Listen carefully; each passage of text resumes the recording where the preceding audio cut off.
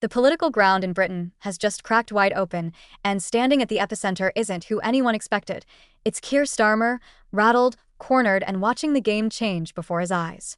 Reform UK, led by the unflinching Richard Tice, has thrown down a challenge so fierce it sent the entire Westminster class into panic mode. No more press conferences. No more panel debates. No more vague policy promises. This is real. This is direct. And it's already in motion. After years of rhetoric, Tice has turned words into weaponry. His message? If Labour, the Liberal Democrats, and the Greens are so passionate about immigration, then let them shoulder the consequences. Reform UK is doing something the Tories never had the spine to do and Labour never imagined could happen. They're using their growing influence in local councils to block migrant placements in communities that never consented to them, redirecting those migrants to the constituencies that begged for open borders and boasted of inclusivity from behind gated homes. It's simple, brutal, and brilliant. If you welcome them, you house them. This isn't some hypothetical policy debate, it's happening. Legal paperwork is being finalized. Councils are being named. Migrants are being redirected. Labour's sanctimonious slogans have come full circle, and now the party is choking on its own words. Starmer didn't see it coming. And now he's scrambling behind closed doors, surrounded by a leadership team in full crisis mode. But this wasn't born of random aggression. Reform's escalation was years in the making, built on the festering anger of ordinary Britons who watched as illegal migrants were quietly funneled into their towns, their hotels, even their holiday parks. Protests were ignored. Residents were labeled bigots.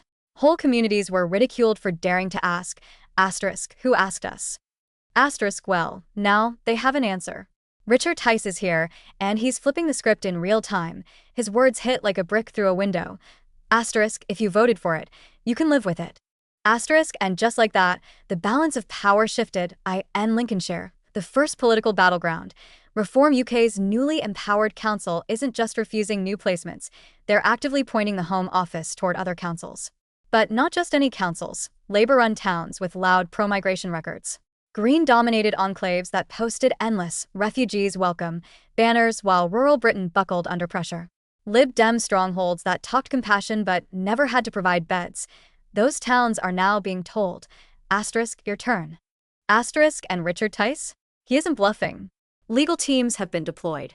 Orders have been drafted. This is a live operation, and Labour's silence speaks volumes. Starmer's team didn't prepare for this.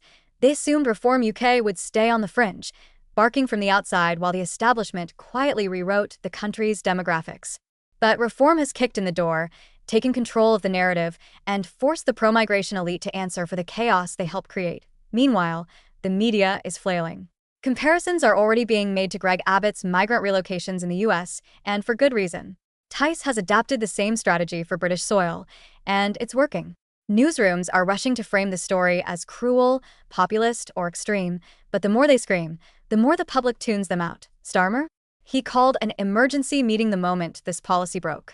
But he's not in control anymore. Labour isn't setting the tone. They're reacting to it. Reform UK is doing more than just rerouting migrants. They're laying out an entire vision for a new immigration system. They want the Human Rights Act scrapped. They're pushing for a British exit from the European Court of Human Rights. They want illegal migrants deported fast and housed in army-style tent encampments, not taxpayer-funded luxury hotels. And Tice isn't sugarcoating it. If British troops can sleep in tents, so can people who sneak into the country.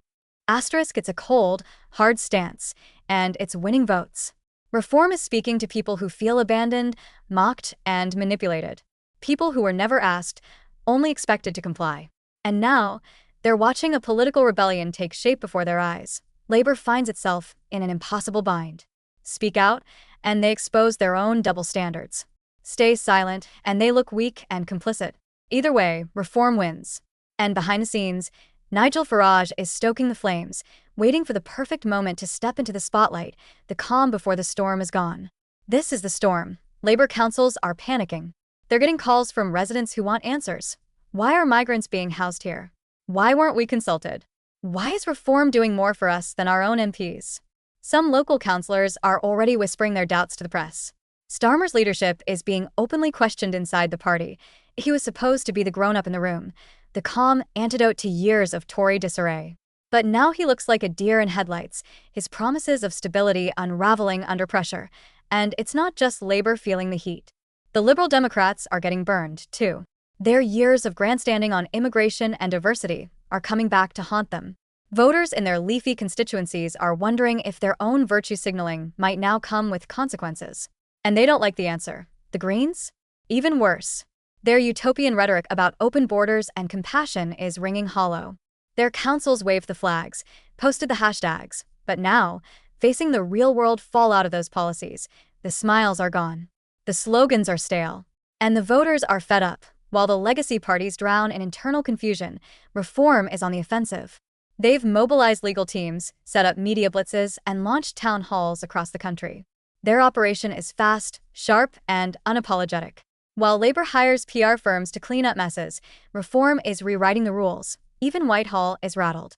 Leaked memos suggest Home Office lawyers are now debating whether they can force reform-aligned councils to accept migrant placements.